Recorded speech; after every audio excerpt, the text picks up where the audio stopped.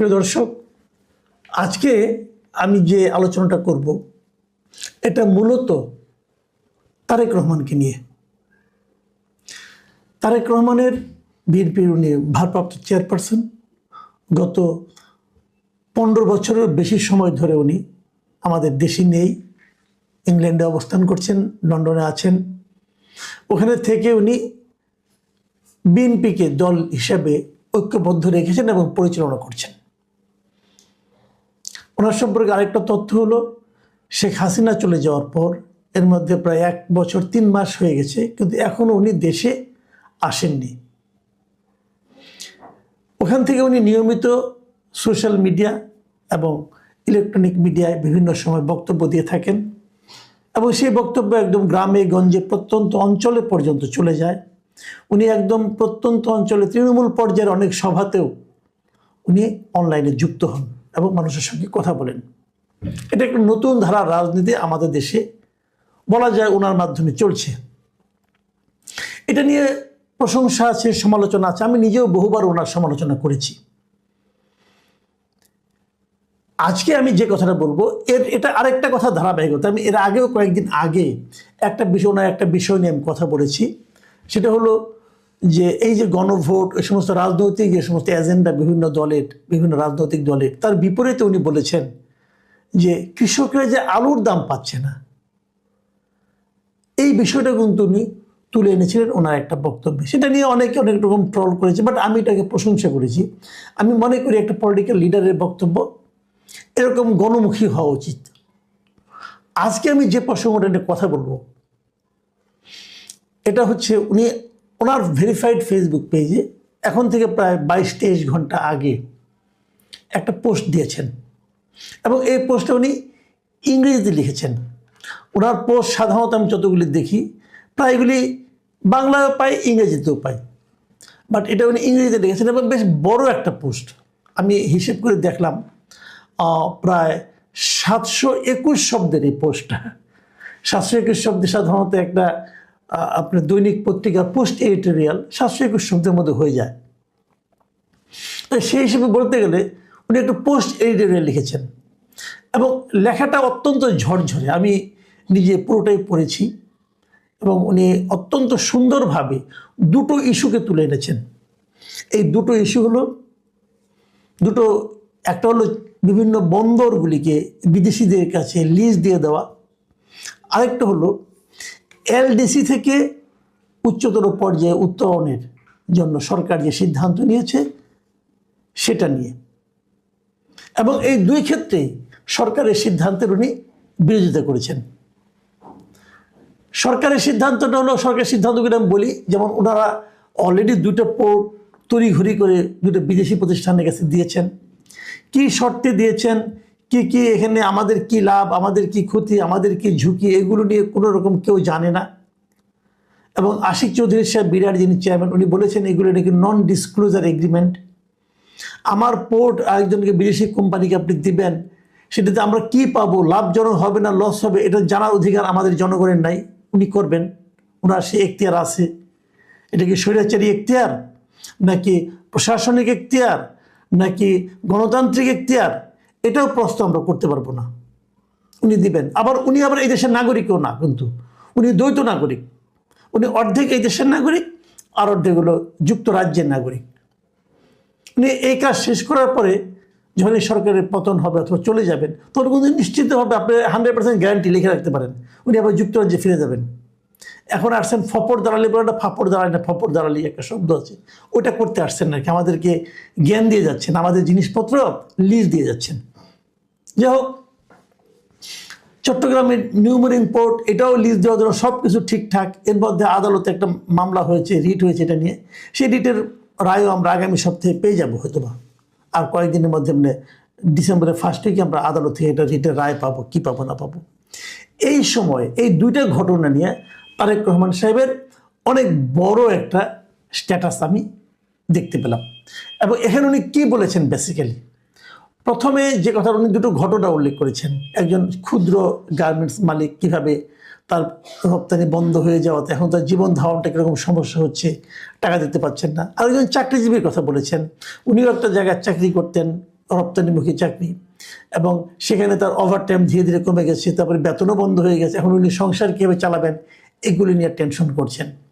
এই যে ঘটনাগুলো উনি বলেছেন, এটাকে উনি ব্যাখ্যা করেছেন যে এলডিসি থেকে কীভাবে উত্তরণ হওয়া যায়।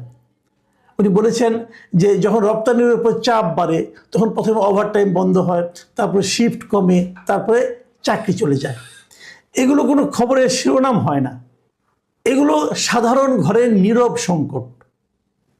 কিন্তু এরপরে যে উনি যে কথাটা বলেছেন, দ্যাট ইজ মোস্ট ইম্পর্ট্যান্ট কথা। আমি ইংরেজিটা কিন্তু আপনাদের বাংলা করে আপনাদের পড়ে শোনাচ্ছি। মানে পরেরটাই হলো সবচেয়ে গুরুত্বপূর্ণ। সেটা হলো যে তারা কখনো এই সিদ্ধান্তে ভোট দেয়নি, তাদের কখনো জিজ্ঞাসাও করা হয়নি, তাদের সামনে কখনো প্রকৃত হিসাব নিকাশও রাখা হয়নি। এই কারণেই বাংলাদেশের এলডিসি থেকে উত্তরণের বিতর্কটি সরকারি বিবৃতি যতটা সহজ করে দেখায় তার চেয়ে অনেক বেশি গুরুত্বপূর্ণ। আমি যদি ইংরেজিতে বলি, উনি কি বলে লিখেছেন, they never voted on that decision, they were never asked, they were never shown the real numbers। উনি এভাবে লিখেছেন, খুব সুন্দর, খুব একদম মানে সহজ ভাষা উনি এটাকে বর্ণনা করেছেন যে এই যে সংকটগুলো, আমি যে আগামীতে নির্বাচনে কাউকে একজনকে ভোট দেব, সেই সময় এই যে সংকটগুলো, এগুলো কি বিবেচনা রাখা হবে? যারা এই সংকটে পড়েছে তারা কি জানতে পারবে এই ভোট দিলে সেই সংকট থেকে কতটুকু বাঁচবে? অথবা সরকার যখন বলছে যে আমরা আগামীতে এলডিসি থেকে উত্তরণ ঘটাবো আমরা, তখন তারা কি এটা ঘটলে যাদের সমস্যা হবে কিংবা হবে না তাদের কি জিজ্ঞাসা করে? তো বেসিক পয়েন্ট হলো এটা। আপনারা জানতে চান, অনেকে, আমি যে আলাপ করছি আমি শিওর অনেকে জানেন না আসলে এলডিসি জিনিসটা কি। এলডিসি যদি আমি অ্যাব্রিভিয়েশন করি, এটা লিস্ট ডেভেলপমেন্ট কান্ট্রি, মানে স্বল্প উন্নত দেশ, এটা হলো এলডিসি। তো স্বল্পোন্নত দেশ থেকে আমাদেরকে উত্তরণের জন্য, উপরের স্তরে যাওয়ার জন্য একটা প্রস্তাব আছে। এটা আগে সরকার এটা নিয়ে অগ্রসর করেছিল। আমরা আগে ছিলাম অনুন্নত দেশ, সেখান থেকে স্বল্পোন্নত দেশ, সেখান থেকে উন্নত দেশ হবো আমরা। এটা এরপরের স্টেপটা বলা হয় এলডিসি গ্র্যাজুয়েট। আমরা এলডিসি গ্র্যাজুয়েটের দিকে যাচ্ছি আর কি। তো জাতিসংঘের একটা প্রস্তাব হলো যে আগামী বছর 2026 সালের নভেম্বর মাসে আমরা এলডিসি থেকে এলডিসি গ্র্যাজুয়েট হয়ে যাব। তারেক রহমান এই ব্যাপারে বলেছেন এই কারণে যে এই সরকার সিদ্ধান্ত নিয়েছে, হ্যাঁ আমরা তাই করব। তারা এই সিদ্ধান্তের কথা জাতিসংঘকে জানিয়ে দিয়েছে। এখন প্রশ্ন হলো যে এতে সমস্যাটা কোথায়? কেন তারেক রহমান আপত্তিটা করলেন? আপত্তি করেছেন এ কারণে যে যখন আপনি এলডিসি থেকে এলডিসি গ্র্যাজুয়েট হয়ে যাবেন তখন কি হবে? তখন তারা ধরে নেবে আপনি একটা আর অতটা স্বল্পোন্নত নয়, আপনি এখন বেশ উন্নতি করেছেন। যখন উন্নতি করেছেন, স্বল্পোন্নত দেশগুলি কি হয়, যেহেতু তারা স্বল্পোন্নত দেশ, তারা কিন্তু অনেক দেশের অনেক আন্তর্জাতিক ঋণ পায় কম সুদে। আপনার সে কম সুদ আর থাকবে না। আপনি অনেক জায়গায় পণ্য রপ্তানি করার সময় বিনা শুল্কে রপ্তানি করতে পারেন, অথবা অল্প শুল্কে রপ্তানি করতে পারেন। আপনি সেই সুযোগটাও হারাবেন। আবার লাভও আছে। লাভটা কি? লাভটা হলো এই যে আপনার মান মর্যাদা বাড়বে। আপনি পাবলিক কাছে বলতে পারবেন, বিশেষ যেখানে যাবেন বলতে পারবেন আমি আর এলডিসি কোম্পানি, এলডিসি না, মানে লিস্ট ডেভেলপমেন্ট কান্ট্রি না, আমরা এখন এলডিসি গ্র্যাজুয়েট হয়ে গিয়েছি। অতএব আমাদের এখানে মানুষের অর্থনৈতিক অবস্থা খুব ভালো, তোমরা আসো, এসে আমাদের এখানে বিনিয়োগ করো, আমাদেরকে ঋণ দাও, সুদ বেশি হোক, আমি ঋণ শোধ করতে পারবো যেহেতু আমার টাকা আছে। এগুলো তো এই লাভের চেয়ে ক্ষতি কি বেশি না লাভ বেশি, এটা নিয়ে আলোচনা চলতে পারে। তারেক রহমান কিন্তু ওই কথাটাই বলেছেন যে এলডিসি থেকে এলডিসি গ্র্যাজুয়েট হলে পর যারা অ্যাফেক্টেড হবে তারা কি জানে যে সরকার এরকম একটা সিদ্ধান্ত নিচ্ছে? তাদের কি বলা হয়েছিল যে এই সিদ্ধান্ত আমরা নিতে যাচ্ছি, তোমাদের কি মতামত? জিজ্ঞাসা তো করা হয়নি। তো সিদ্ধান্তটা কে নিচ্ছে? সরকার নিচ্ছে।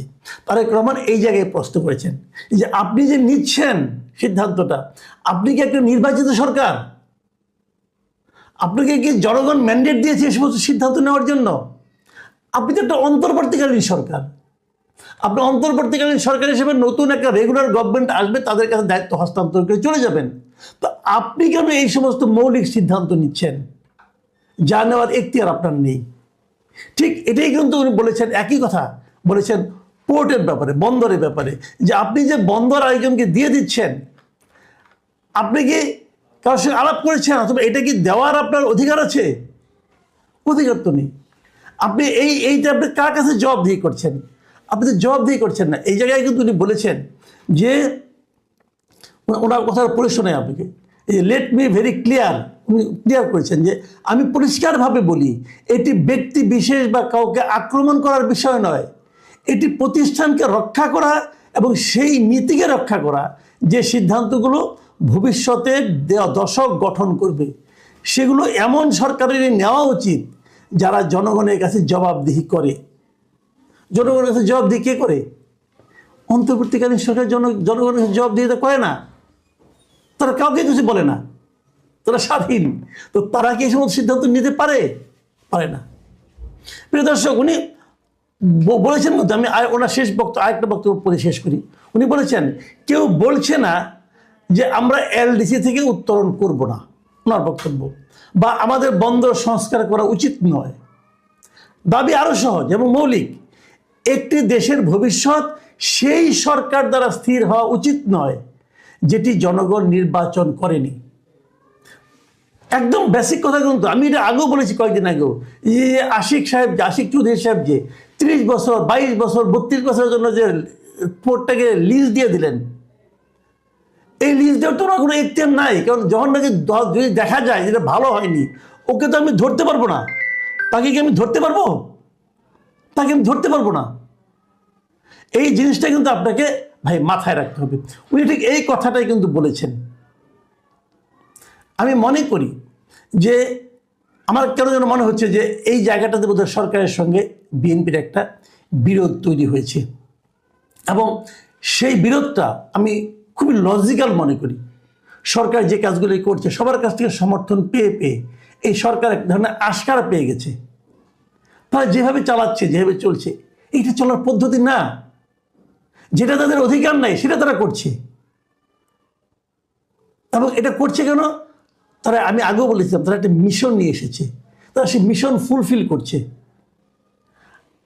এবং তারেক রহমান প্রথমবারের মতো খুব দৃঢ়ভাবে উনি যে প্রতিবাদটা করেছেন, এই জন্য ওনাকে আমি ধন্যবাদ জানাচ্ছি। আমরা পলিটিক্যাল পার্টির লিডারদের কাছ থেকে এরকম দেশপ্রেমী আশা করি, এবং আমি আশা করি অন্যান্য যে পার্টিগুলো আছে, যেমন জামাতে ইসলাম আছে, এনসিপি আছে, তারাও এই সমস্ত বিষয়ে সরকারের বিরোধিতা করবে। যে সরকারের যা করার এখতিয়ার নেই তা তারা করতে যাচ্ছে কেন, এগুলো থামানো দরকার। এবং যারা এই পেছনে আছে, যারা কলকাঠি নাড়ছে, তাদেরকেও সামনে নিয়ে আসা দরকার। আপনি অজুহাত দিবেন যে G2G এর চুক্তি ডিসক্লোজ করা যাবে না, এই সমস্ত ফালতু কথা বলে কোনো লাভ নেই রে ভাই। G2G কি? আপনি ডেনমার্ক এবং সুইজারল্যান্ডের সঙ্গে চুক্তি করছেন, আপনি কি গভর্নমেন্টের সঙ্গে করছেন নাকি ওখানকার বেসরকারি প্রতিষ্ঠানের সঙ্গে করছেন? আপনি বেসরকারি কোম্পানির সঙ্গে করছেন। তো কোম্পানির সঙ্গে করা চুক্তি G2G হয় কীভাবে? আমাদেরকে হাইকোর্ট দেখাচ্ছেন আপনি? হাইকোর্ট দেখাবেন না ভাই, প্লিজ। এগুলি ঠিক না। এবং আমি মনে করি যে প্রত্যেকটা পলিটিক্যাল পার্টির এখন সামনে এগিয়ে আসা উচিত। কেন এগিয়ে আসছেন না আমি জানি না, কিসের বিনিময়ে এগিয়ে আসছেন কিনা আমি জানি না। এর আগে দেখেছি আনু মোহাম্মদ, আবদুল্লাহ সাইদের মতো ব্যক্তিরা এই সমস্ত বন্দর টন্দর নিয়ে বেশ আন্দোলন করতো, হরতাল তো ডাকছিল একবার।